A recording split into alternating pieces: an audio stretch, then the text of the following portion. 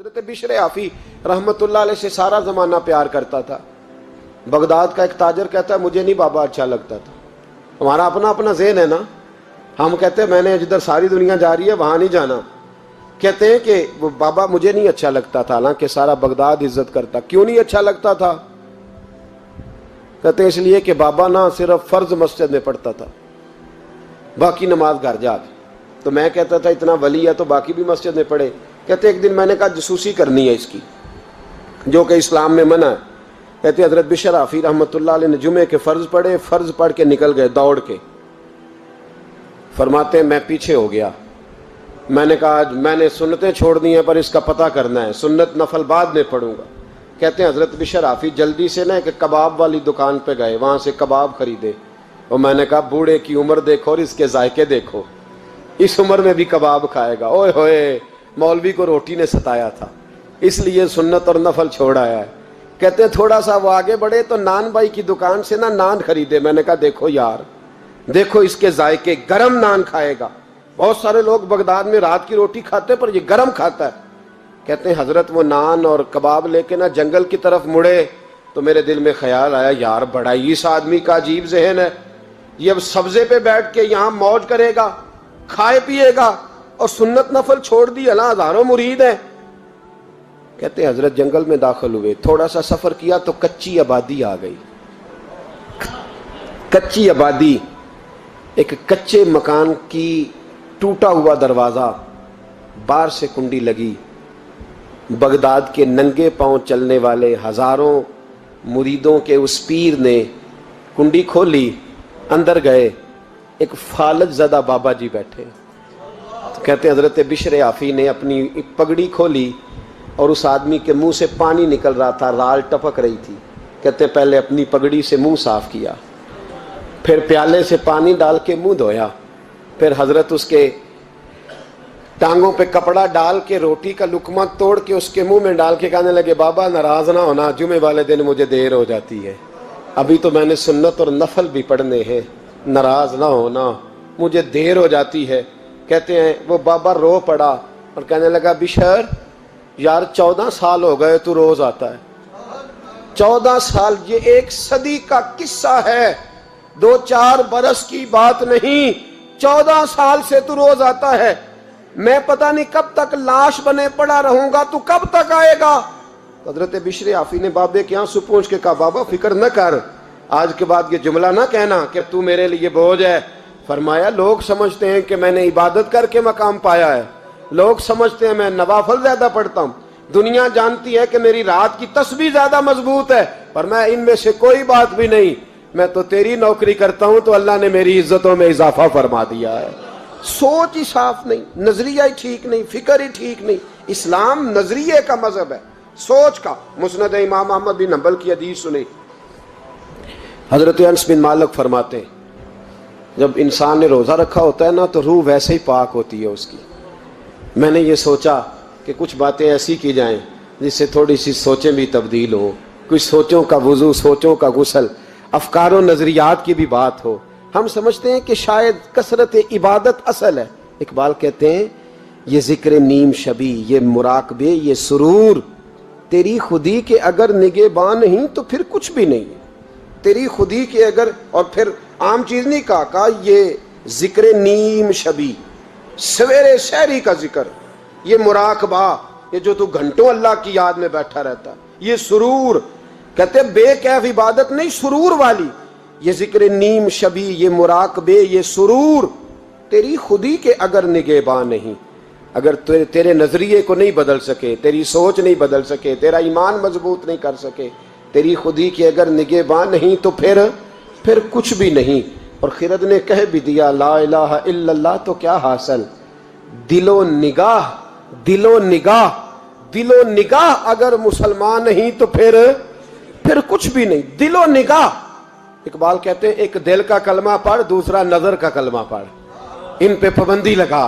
دل و نگاہ اگر مسلمان نہیں تو پھر تو کچھ بھی نہیں, کچھ بھی نہیں. حضرت انس بن مالک کہتے ہیں میں حضور کے پاس بیٹھا تھا, حضرت عبداللہ ابن عمر بھی بیٹھے تھے, کوئی بات ہو رہی تھی, ایک حجرے میں بیٹھے تھے, دروازے پہ دستک ہوئی. مسند امام احمد میں حدیث ہے نبی پاک علیہ السلام نے فرمایا انس دروازہ کھولو، دروازے پہ وہ بندہ ہے جس کو اللہ بغیر حساب کتاب جنت عطا فرمائے گا، وہ بندہ ہے دروازے پہ۔ حضرت انس بن مالک کہتے ہیں میں نے دروازہ کھولا تو بندہ دیکھا، غریب سا ایک انصاری صحابی، اور بندہ بڑا سادہ، وضو تازہ کر کے آیا ہے تو پانی کے قطرے داڑھی سے بہہ رہے ہیں، اور چمڑے کے جوتے اس نے لپیٹ کے نا تو بغل میں چھپائے ہوئے، آ کے اتحیات کی حالت میں بیٹھا، حضور سے دو چار باتیں کی، چلا گیا۔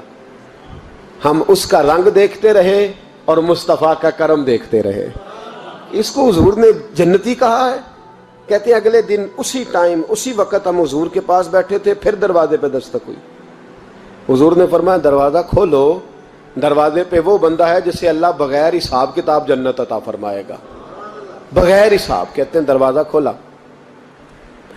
اور جیسے ہی میری نظر پڑی، بندہ بھی وہی ہے جو کل آیا تھا، اور انداز بھی وہی ہے جو کل تھا، اسی طرح پانی کے قطرے، اسی طرح جوتے بغل میں، السلام علیکم، کل حضور فلاں بات کی تفصیل پوچھنی مجھ سے رہ گئی تھی، غلطی ہوگی، دوبارہ آیا ہو۔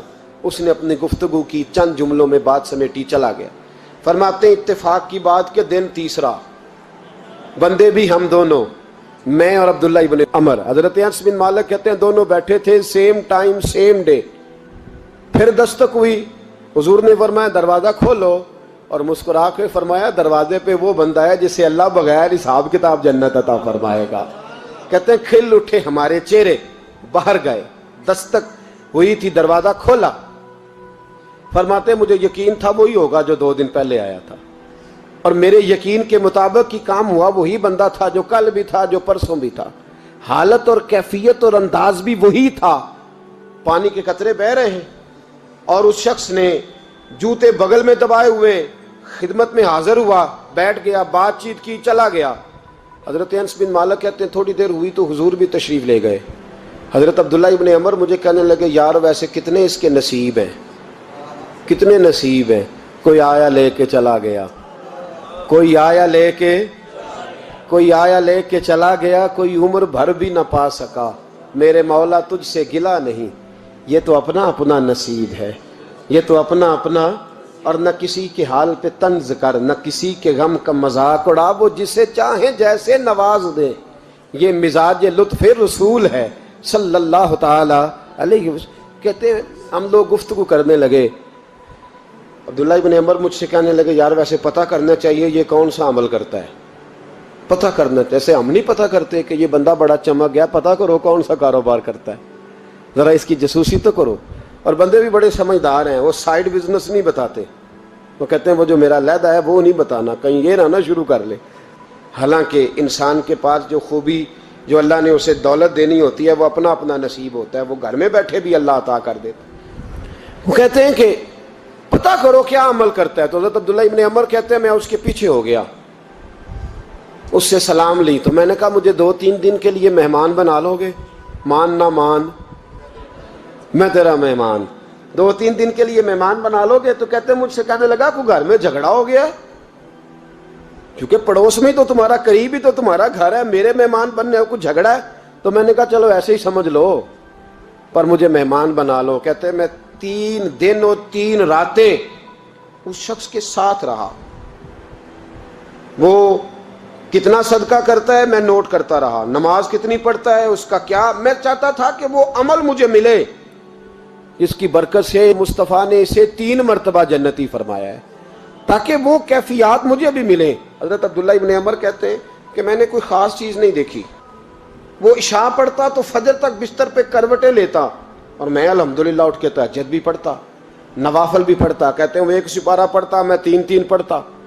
فرماتے اس نے 3 دنوں میں کھجور بھی صدقہ نہیں دی، کہ کھجور بھی، اور میں نے بڑے بڑے غریبوں کی مدد کی۔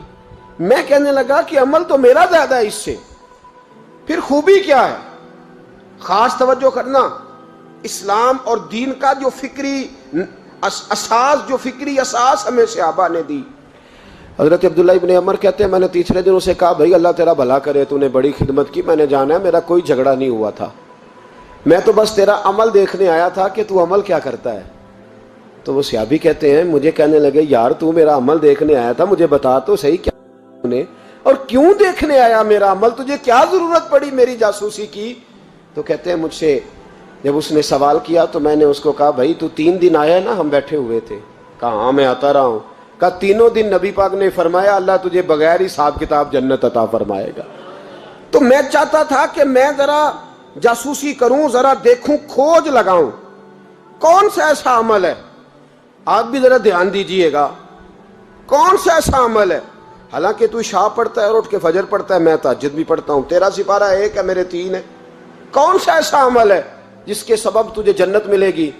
کہتے ہیں وہ صحابی کہنے لگے یار کوئی ایسا عمل نہیں، کوئی شے نہیں، میں اس قابل ہی نہیں، من آنم کے من دانم، جو میں ہوں مجھے پتا ہے۔ کہا پھر کوئی بات تو ہوگی، تیری مہربانی بتا دے، میں نے 3 دن 3 راتیں محنت کی ہیں، بتا دے۔ کہتے وہ کہنے لگے اگر تجھے بتاؤں نا تو پھر سن، میں جب رات کو سوتا ہوں تو اپنے دل پہ نظر ڈالتا ہوں، اور سویرے جب اٹھتا ہوں تو پھر اپنے دل پہ نظر ڈالتا ہوں، موبائل پہ نہیں، کنجی پہ نہیں کہ چابیاں کدھر ہیں، بٹوے پہ نہیں، میں رات کو سوتے ہوئے بھی اپنے دل پہ نظر ڈالتا ہوں، سویرے اٹھتے ہوئے بھی میں سب سے پہلے اپنے دل پہ نظر ڈالتا ہوں۔ فرماتے ہیں الحمدللہ میرے دل میں کسی کا حسد نہیں ہے، کسی کے بارے میں کوئی کینہ نہیں ہے، کوئی کسی کے بارے میں میل نہیں، میں اللہ کے ہر بندے کے بارے میں سوچ، نظریہ، فکر اچھی رکھتا ہوں۔ اور فرمایا میں تیرے بارے میں بھی عبداللہ یہی سوچتا ہوں کہ تو مجھ سے زیادہ نیک ہے۔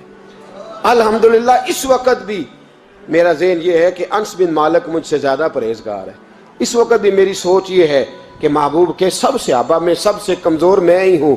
نابد عبداللہ ابن عمر کہتے ہیں میں نے اس کا ہاتھ چوما، میں نے کہا سمجھ آ گئی ہے، تیرا نظریہ، تیری سوچ پکی اور سچی مسلمان ہے، تو دل اور روح کا مسلمان ہے، تو نظر اور روح کا مسلمان ہے۔